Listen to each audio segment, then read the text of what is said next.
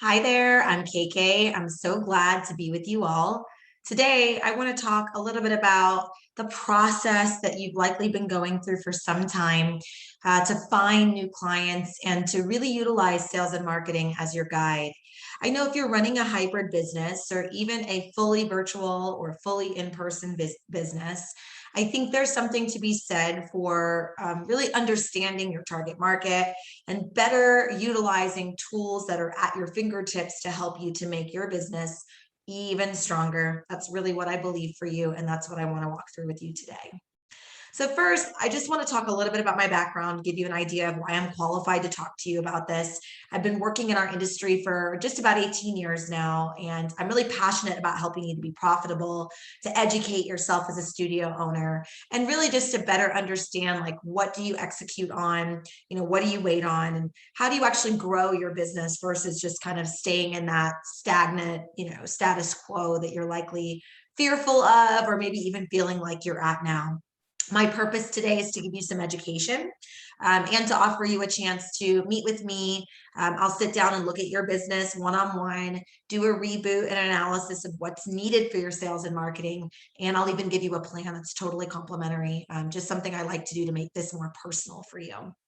So when I think about the easiest way to explain what I want to share with you today about finding new clients, especially if you have a virtual or a hybrid business model, is that it's probably time, depending on the stage of business that you're at, to become your own marketing expert, right? To use strategic sales and marketing to help you grow the business and focus solely on return on investment. So meaning I want you to think not just about what's easy, and maybe what comes naturally for you or what you've already done, but what's actually going to bring new clients into your virtual offering, into your four walls or your doors, because that really is demand creation. That's how you can grow your business, scale it to the level that you think is appropriate, and also focusing as profitability as your guide versus just growing your revenue.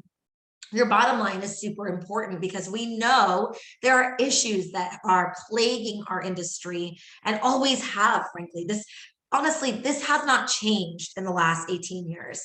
What has changed is how we adapt, how we move forward, and I think how we invest. So I just want to quickly walk through the issues that you're likely facing and concerned with, and helping you to understand that not only is it normal, but there are ways to kind of improve through those struggles. The first is industry seasonality. I mean, I would be remiss if I didn't share that every fitness, beauty, wellness business owner goes through peaks and valleys in their business, right? The big surge in January and then maybe the drop in June is always the fear that people have as they run their businesses. And it's completely valid in most markets, but there are ways to sell through that. There are ways to market more clients during this time. Attendance and capacity, even if capacity in a brick and mortar sense is not really your concern, the goal here is maximization of whatever it is you offer. So revenue per square foot, revenue per space in Zoom, whatever it may be, I think it's important to think about maximizing that instead of just hosting a session for 1 or 2 clients at a time and then not charging appropriately for it. The third is conversion. So think about if you have a free trial or an offering that does not have a cost to start, oftentimes you've done that because you thought it would make it even simpler for a client to try your offering and then also become a client long-term. And you're probably finding at this point that price is not really the only reason that a client just determines that they're going to move forward or not. So it's kind of an interesting place to be where price is an option that you can use, a tool you can use, such as having a free trial. But I really don't recommend that you focus solely on how you can lower your price point or give more away for free, because it does not translate into conversion. And lastly, profitability. This is something I'm very passionate about. When I work with my one-on-one clients, we focus solely on bottom line and profitability growing, because I think our industry has this kind of badge of honor for busyness and doing a lot. but it's not often measured in what really matters, which I think is purse pocket money, right? Money in your purse or pocket. And so without focusing on profitability, you're sometimes overpaying for software or tools or things that you need to be successful, but that also relies on you being underutilizing of things that you need, maybe one-on-one support, maybe marketing services. And so you find yourself in this weird juxtaposition between wanting to grow, but spending on the wrong things that get you there. It's not an uncommon place to be. And I think when you look at the key performance indicators of the business, I call them the KPIs, you can very much so understand why I have such a passionate, very purposeful understanding of your business, and why I believe if you follow these trends, they're going to help you to figure out what your business really needs to be more successful. So some of the general KPIs of your business, especially if you're running a hybrid or digital solution, are attendance, how many clients are actually taking your sessions, both virtually, in person, or even on demand, how many people are utilizing your videos. Revenue, right? It's a very simple, very exciting place as a business owner to get really focused on where you want to grow, and revenue is always at the top of that. But revenue also comes with a number of other concerns and considerations. So it's an important KPI, but it's not the only KPI. Marketing is another important KPI, because many of you at this stage, maybe you're not investing in marketing. You're not learning the tools and tricks that you need to be more successful with attracting new clients. And therefore, it kind of leaves you in a weird place, because it feels almost anticlimactic to have this business all set up, ready to go, without new clients coming in the door, right? Having trouble retaining your existing clients. All of those things are part of your marketing tactics. And sales, I will tell you, so often I see, especially digital and hybrid business owners, who've overlooked the sales process, or they've relied way too heavily on their software to do what only a human or an automated bot can do, which is to nurture their clients, right? Helping them not just get from interest to trial, but trial to taking sessions, and then coming back, maybe buying into your memberships or becoming a long-term client for life. I think that's just as important as focusing on, having new clients and then not doing anything with them. Sales process is everything, including customer service, right? Having a place for your clients to get to know you a little bit deeper, if you're their trainer or their instructor, and having that stickiness that every client needs to kind of feel close enough and interested enough, and that they're getting what they need enough to be a client for life. And that's really retention, right? Retention is probably the most challenged and also the most important of all of these KPIs, simply because it's the area we struggle the most in our industry. I don't have to say this to the crowd, speaking to the crowd knows that you all are aware that grabbing a client, keeping them and retaining them for a long period of time is probably the most challenging aspect of what you do, way more than devising a workout plan or even finding those new clients in the beginning. Keeping them engaged, motivating the unmotivated is a very difficult task. And although I think oftentimes as a fitness business owner, you focus on the technical, right? What are the types of techniques and tips and exercises that I'm going to teach the client? But I think there's so much more that a client needs. And there's so much more that you may be overlooking as part of the business that you need in order to find new clients. So I'm going to go through those briefly as well. Profitability, I've already mentioned multiple times. And the reason I say that is if your business is not profitable, then you're not able to invest back into growing. You're not able to invest in strategic support. You're not able to invest in finding new clients. And as we're going to talk about today, the social media landscape, for an example, is a pay-to-play environment. So not having the resources to do that kind of sets you behind. Second is operating expense. So I last talked about revenue, right? The importance of revenue and how we all kind of focus on that as maybe our ultimate KPI. But oftentimes with revenue comes operating expenses. And although, of course, every business has expenses, I think having the right mix and blend of software, tools, support, versus kind of throwing spaghetti at the wall can really help you, whether you're just starting out or even as you're becoming more tenured. And then attendance. So we've talked about attendance as it's important with regards to how many people attend your session, but I'd like to talk about maximizing attendance, as we've talked about, right? Understanding the gaps in what you offer, the times, the days, the interest level of the clients, maybe what else clients do when they're not exercising with you or taking sessions with you is incredibly important and often just not known by fitness business owners. Retention, although perceived as important, it's also overlooked because I think there's this mindset that if I just focus on getting new clients in the door, then the churn won't matter. Churn being that you lose clients that you've already had in your book of business that you've already been working with.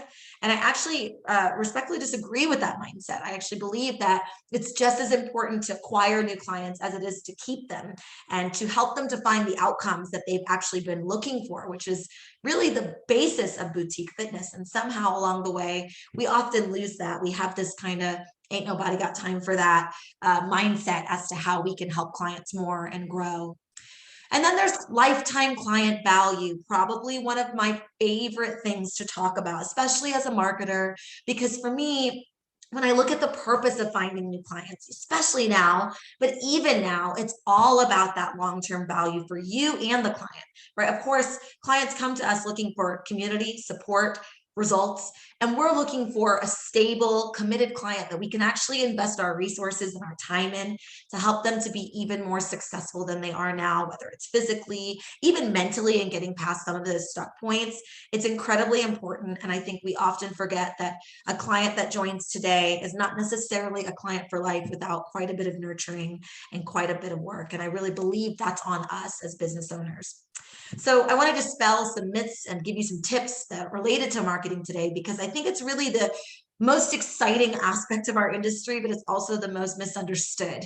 And if you look at the word puzzle here, I'm sure one of these words probably jump out to you more than any of the others. And today, I just want to remind you that marketing is actually a 360-degree process, meaning there's more to marketing than just ads. There's more to marketing than just PR and press. There's more to marketing than just posting on social media. It's really a mix. It's a conglomerate of what helps your business to be found, what helps clients to be acquired, and what helps them to feel comfortable to kind of become that client for life that we were just talking about. Super important. So I want to start at the basics. I want to talk about your target audience, right? I think this is often overlooked. Again, it's one thing to say that because you're virtual, right, because you're hybrid, you can have a solution that's for everyone. And at the same time, I think it's also important to have a niche. So understanding where your offering fits into your value proposition, let's call that what makes you different. Having a marketing strategy that's based on that value proposition to the target audience that you're trying to offer it for, and then having a plan, something strategic, something that makes sense, where you're investing and you're also kind of analyzing and measuring and tracking.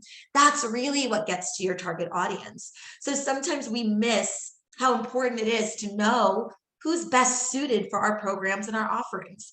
And I got to tell you guys, the answer can't be everyone.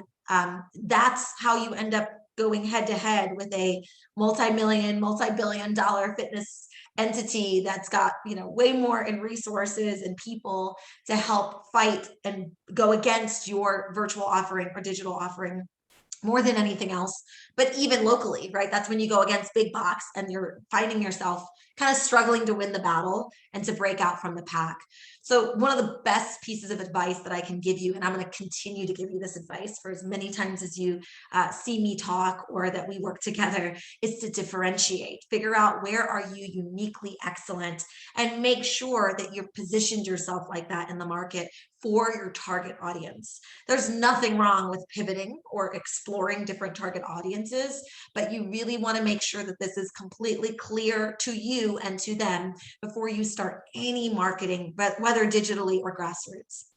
So let's talk a little bit about some tips and tricks for different aspects of marketing that can help you once you've defined your target market. The first is search engine marketing and search engine optimization. If you're looking to go long-term with your business and you're looking to really establish a more searchable, more findable entity on your own, that's really the purpose of search engine and search engine optimization. What that really is, if you think about Google, it's the largest search engine in the world, is that you need to make sure that you're found when clients are looking for a service like yours. Now, if you're virtual or hybrid, I have to tell you, this is a very crowded place to be. So you cannot just buy ads. You can't just throw money at this, and you really can't just hope that your keywords will come up. It really comes down to being extremely strategic and consistent. See, this is where having that money set aside for investment in your business comes from, because search engine optimization takes investment. It takes understanding, what is your website built on? Does it have the keywords and the headings and the things that'll help you to be found? And then who are you competing against? And that's where competition is quite stiff, and you really have to understand the algorithm to know how you can break out of the pack. Here's a hint: niche as far down as you can. Be as specific as you can about who your target client is, because that is how you can understand the algorithms of Facebook and Google and how they choose to show you to a client and how they don't. That's how you can outsmart them in a world of really the algorithm does everything, and you're just kind of hoping that they find you as a needle in a haystack. Let's talk about social media. I'm going to spend a little more time on social media because I think it's the most popular way that our industry chooses to promote themselves, but it's also the most misunderstood and misused way that we choose to promote ourselves. I mean, the first thing I want to kind of recommend is that you don't just post cute pictures and memes and things that aren't actionable. I think that's the key to social media, is understanding your audience and being authentic in what you share. And therefore, with that authenticity comes the desire of what you really want, which is for them to try your offering, take a part of your trial, schedule a consultation. I think if we change the way that we're social, we'll find that there's so many better ways to connect with our target client. And so if you change the way you think about yourself and how you represent yourself on social, you're going to see that action is your goal. It's not just the double tap on Instagram. It's not just the views on TikTok. It's really about growth through action. And so I always recommend you start with tactics that are what I call free 99, right? Completely free to you, and just take some education and some resources on your end to be more successful. When you get to the point where advertising is a need, it means that call to action is something that you really want to rise in your offerings, meaning instead of just saying, double tap if you agree, or like this if you find interest, instead it's like, here's the link to try my 7-day free trial, let's go. So advertising kind of takes your call to action and elevates it, but only if you do so strategically. And honestly, most times when you're dabbling with advertising without any knowledge, you end up wasting instead of growing, and that's really not where I recommend you be. This is why I believe that tools that you can focus on should be focused on return on investment, right? ROI is kind of the reason that you do anything with regards to investing in your marketing and finding new clients. And most importantly, I think there's a lot that you can do to kind of support, even if you're running ads and if you're not. And that's through the use of strategic video. I mean, I'll give you a couple of examples. Instagram Reels is probably one of the most pivotal aspects of getting found right now on social media. I believe that it's kind of that middle ground between something like TikTok and Facebook, where they're actually utilizing your content to help you to find new clients simply because it's new to the algorithm. And so you may not know how to do that. And I've got trainings that can teach you how to kind of get your first reel going and not feel so completely out of the loop, which is what it feels like the first time you film a reel. But if you're going to leverage social media, you have to use the algorithm as your guide. And that's one area of the algorithm that I think most people are very uncomfortable about, and therefore they're not utilizing it. And it's a free way for you to get a little more reach. Super important. And then finally, everything should be around customer acquisition, right? Everything should be about enhancing and retaining your members. But I think that has nothing to do with being connected on social media. And oftentimes what I see is that fitness businesses are focused on talking to who they believe they know, even though they don't really know them. It's like that friend that's not really a friend. And I think it's incredibly important that you're authentic enough to acknowledge that you don't know the clients that you're trying to reach, to introduce yourself and reintroduce yourself, and to help you to find value in what you're offering so that they can see the benefit in working with you as well. I think those things really come together quite nicely when you pair your social and your search focus with something like grassroots marketing. Oftentimes it's considered a focus on public relations and media, but really this is about finding your niche and drilling down even further into that niche by having some sort of community outreach. Guys, this doesn't matter if it's local, regional, or national. The concept here is once you're created your niche, right? Once you know exactly who your target client is and where you're uniquely excellent, now you get to be the local expert. You get to be the regional expert. You get to be the expert in that version of exercise or in that value proposition or that method. And what that allows you to do is to find ways to be publicized regularly. That's generally free. So you could be partnering with community leaders. You could be partnering with people who are complementary and not competitive. And that kind of, we share the same target client and therefore we're going to work together on something that helps us both, absolutely leads to new clients. And again, it's free 99. It's something you can do with your time that doesn't take a ton of tangible investment. But then you have to think, when does it make sense to utilize tools and tactics in your pricing?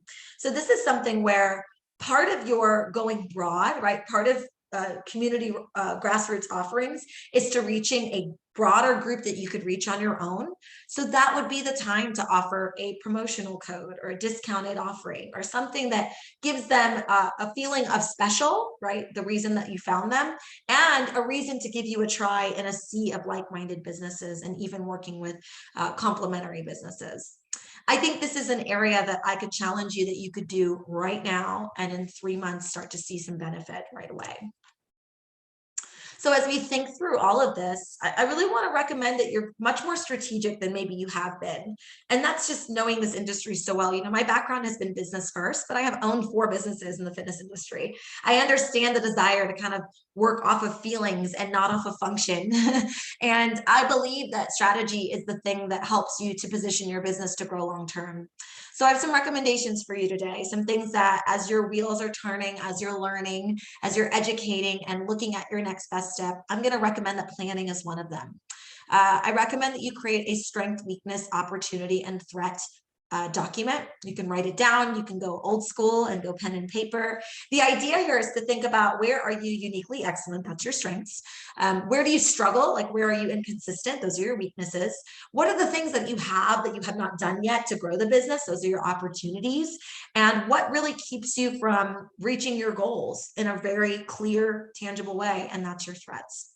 I think really understanding where your business is aligned and where it's misaligned can help you to make much better decisions moving forward, right? It's going to give you a much clearer viewpoint of your first step and your next step. And so that's step 1, right? That's just kind of understanding where you're at and not based on feelings. Step 2 is to consider a 30, 60, 90-day action plan. If you can believe this, in 90 days, we're going to be in a whole new part of the year. And although that may sound scary, I really believe that it's very methodically and very consistently and very much so slow over time is how you'll likely want to grow your business, so that you can I think stay within your abilities and so that you have the time to prepare for what's needed to grow. And that's where I want to talk a little bit about some tools that can help you to do now what you'd like to do later, and tools that can help you to stay within budget while you look at growing and really understanding, like, what are these measures of success? What can you use to help you to get there faster? You know, how can you accelerate that?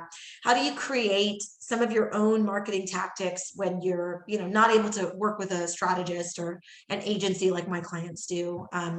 And looking at opportunities to leverage the internet as your friend, since you are a hybrid business, but also to understand the stuck points of that, where you can actually find consistent warm leads, even in a very saturated market. So the first is tools. What tools? Like, what kind of stuff can I use now, right? What can I dive into that isn't super hard or will break the bank and that will help me to be more successful now? I couldn't agree with you more. Let's talk about some tools that maybe you're acknowledging or that you haven't even tried yet. The first is Canva. It's probably the most all-in-one of any of the tools that I'm recommending to you today. Canva is great when you're balling on a budget because it really can allow you to have a much more professional view of your social media, and also anything you do that's got graphics as a need. Many clients are using this for social media. Many studios are using this. So I recommend that you make it your own, that you don't just use the templates, but you create a brand and a brand imagery that you can stick with. But what an awesome way to be able to have your own graphic designer on staff by using templates in Canva. I think this is where I say, don't just post pretty pictures, have an intention behind it. So it's one thing to make something look prettier, but it's another thing for it to have a call to action. So be very mindful of that. Even as you're using these tools, there's still strategy that's needed behind them. The next is Ripple. Ripple's unique because it actually helps you to create video-like social media posts that can help you to be, I think, not just more professional, but more engaging. You know, one thing that the algorithms really look at is how do you engage with your clients, right? How do you engage with followers who are not yet your clients? How do you talk to people that you don't yet know? And I think Ripple is a great way to create much more interactive comment than you typically can on your own. That interactive content is going to give you, I think, an opportunity to create conversations and to connect with clients and potential clients in a whole new way. And then as I talk a little bit more on the business side, it's utilizing tracking, measurements, and really anything that can help you to determine the business's KPIs and to better understand whether or not your methods or metrics are working. I love Google Suite. It's free and it's easy to utilize. You can use everything from their sheets, their documents, their slides, formats to just help you to stay more organized so that tracking is no longer so difficult, and that tracking can be as simple as creating a sheet that you update every week or every month to be even more successful and to see the gaps in your business, I think, that are often missed. That's true both for marketing, for sales process, for customer service, and even just for general understanding of how you're reaching your goals. I really recommend that.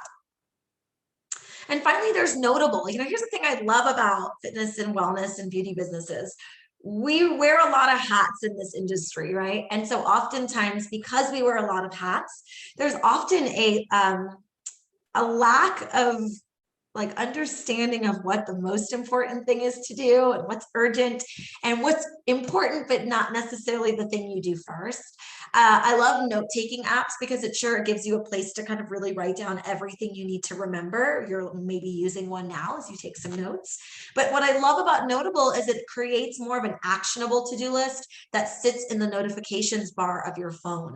I love this because those are the things that I recommend you put that are urgent, that are important to do in the day. So therefore, if you're using a note-taking app for like a running and ongoing to-do list, Notable is the thing that pops up when you're checking your text messages or seeing what pop-ups have happened on your phone, which holds you accountable to do something every day for the business, to do the things that are needed, that are urgent, that are important. And so you don't lose track of that over time. I think so many times I meet with business owners in our space that are just like, I know I'm supposed to do this thing, but I'm not there yet.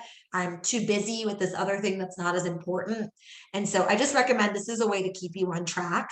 And it could even be a great reminder of the things that you want to do on a daily basis, such as posting on social media or reaching out to your target client and nurturing them through your sales process.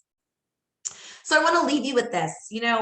I've been doing this for so long, and I've watched our industry completely thrive and grow through a very difficult time. I've also watched portions of our industry not do as well.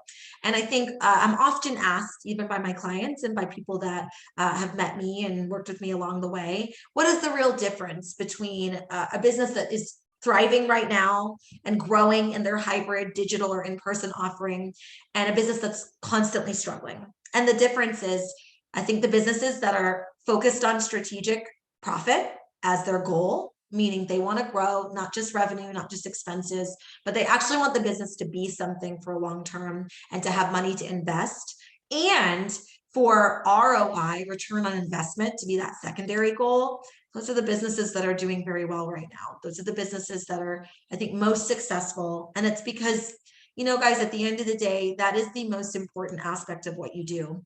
I always say this: if you are unable to help your target client, right, the people you're so excited about working with, then how important is return on investment, right? And if you're working so hard to create something that you believe in. You love the exercise that you provide, you love the feeling that you kind of elicit for clients, then what's the harm in also turning a profit? I think the key here is to understand that these are the goals because we already know your heart is the goal. We already know your passion is the goal. And I really recommend that you strategically align yourself to grow through profitability and to focus on return on investment as the goals for your business. I think that's what separates the winners from the losers right now. And as difficult as that is to say, I want to empower you and arm you with the tools to be successful. And that's really the focus point that I would recommend. I really loved being able to share with you today. It's always hard for me to not give one-on-one specific advice since that's really how I'm most utilized. So I'd love to offer you a chance to reboot your business. Let's look at it. Let's create a plan. And if I can help you in any way, working one-on-one, creating some templates for you or helping you to run ads, I'm always happy to do that. I'm really looking forward to seeing your success. And I recommend that you reach out. Let's talk about your stuck points. Let's talk about your growth and let's talk about your goals because it really is the most important aspect of your next step. So it's so great to be with you guys today. I'm going to look forward to seeing you again really soon.